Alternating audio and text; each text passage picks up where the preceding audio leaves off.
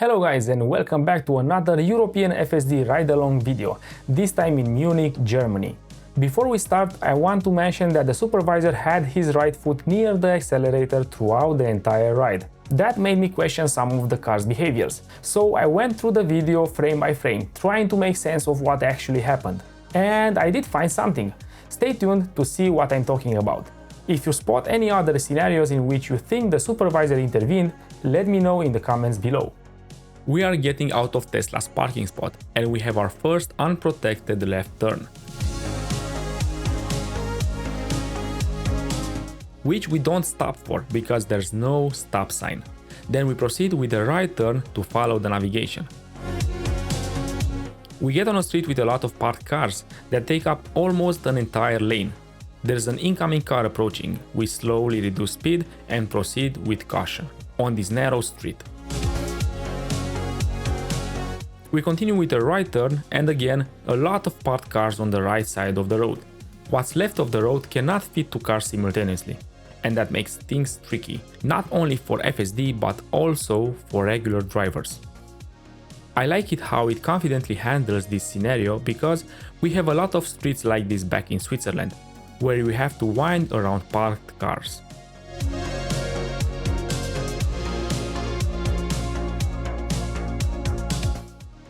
There's a pedestrian crossing coming up next, which we stop for, of course, but the lady on the left signals us to continue. And sure enough, FSD understands and follows. Now, did it really understand the hand gesture, or did the supervisor tap the accelerator? I reviewed the footage trying to figure it out, and this is my conclusion. No, FSD did not read the hand gesture. And no, the supervisor did not tap the accelerator. But then what? What happened is FSD saw the pedestrian coming to a stop. There's an island in the middle of the road made specifically for this, so pedestrians can stop mid-road. This is my conclusion. FSD computed that the woman is just stopping midway. I don't think that this time it had anything to do with the hand gesture, but I might be wrong. What's your take on this? And we continue with another unprotected left turn for which we don't come to a complete stop. As per the German road regulations, this is the correct way. When you only have a yield sign and want to do a left turn, you don't have to come to a complete stop, but just yield to all traffic on the priority road and slow down.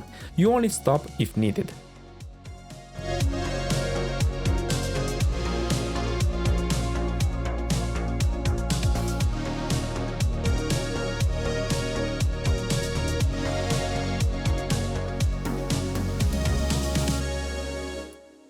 At the next stop, we get a message on the screen saying that the traffic light might be out of view and you have to pay attention.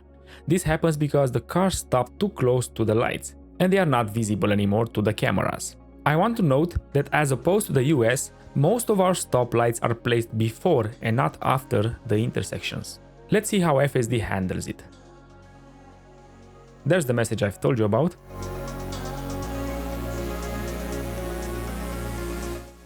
Keep an eye on the left stoplight.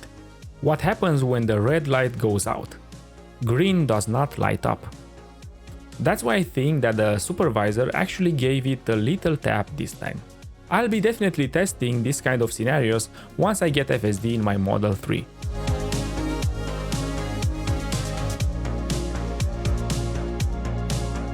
We're now passing through a 30 km/h speed zone, and the car reacts to the speed limit change quite fast. Thumbs up for that.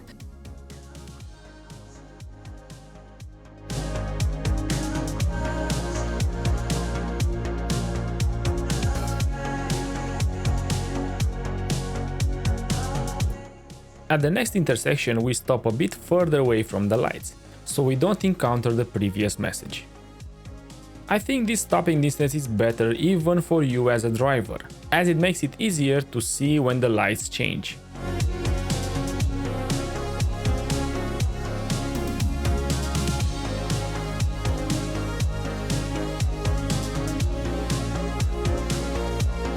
Up next, we go through a very crowded neighborhood, full with pedestrians, cyclists and parked cars everywhere. There's even a harsh brake at some point that reminds me of phantom braking.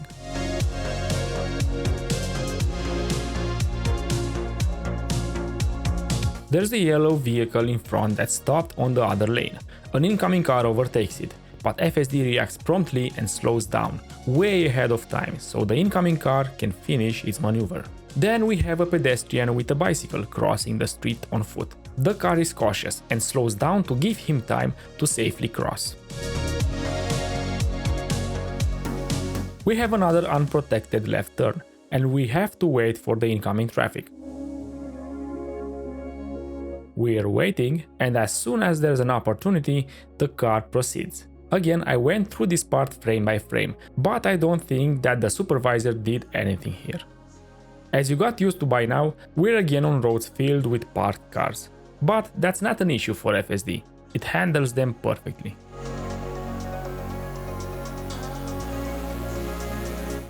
Again, we go through an intersection with a yield sign, so we proceed slowly, but without coming to a full stop.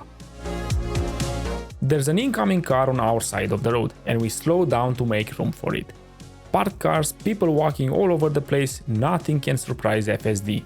It blows my mind every time I'm experiencing it. Now pay attention to the next one.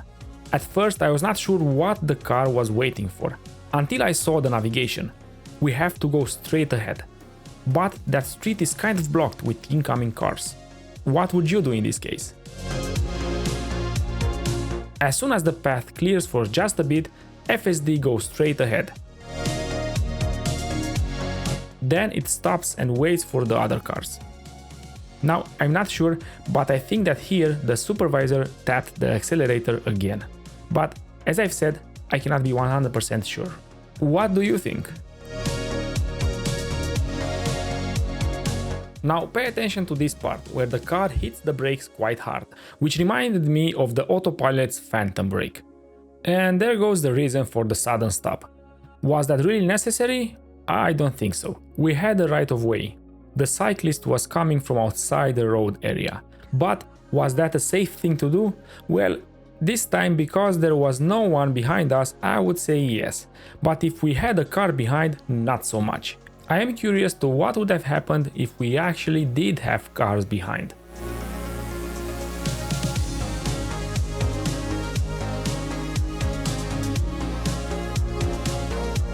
And we reach this busy intersection full with cars, people, and even trams.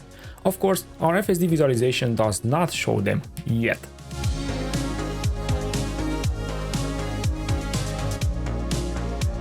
The lights turn green and we slowly proceed, but have to stop right in the middle. And we get the traffic light might be out of view message again. As soon as the white Mercedes clears the intersection, we follow. Again, cars parked everywhere, and a small congestion because of the incoming truck that barely fits the street.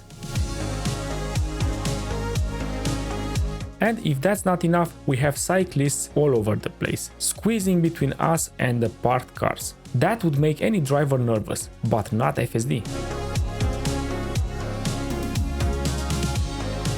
We even overtake an elderly person on an electric wheelchair. But compared to the white Mercedes, FSD does use the turn signals when doing so.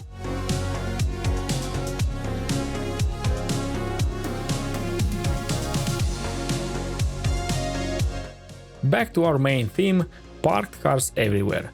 We have an incoming car, FSD slows down to make room and continues to go around the parked cars in preparation for our next right turn.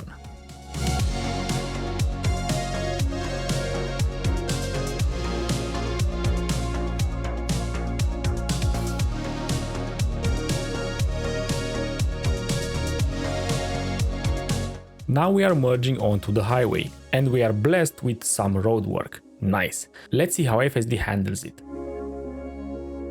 Will all the white and yellow lines confuse it? No chance. It correctly follows the yellow lines. This is where the regular auto steer would have freaked out big time, but not FSD.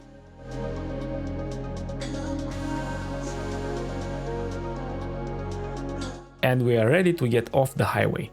This part right here, in which FSD switches from following the yellow road markings to the white markings, can even confuse a human driver, to be honest. Needless to say, this is not a problem for the AI.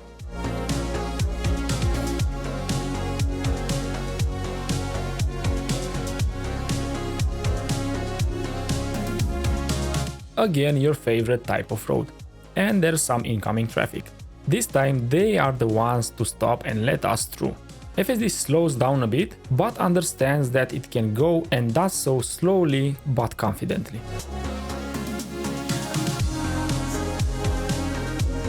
And we're back to the Tesla Center. But wait, there's more. In the finale, let's see the European FSD trying to park.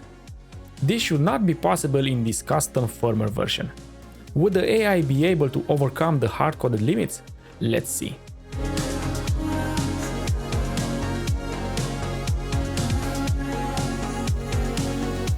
This, ladies and gentlemen, it's a real-world example of how the AI is fighting its hard-coded extra rules.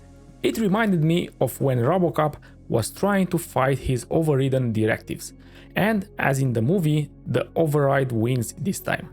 That was it for my third FSD ride-along. Don't forget to subscribe for more content like this. See you in the next one.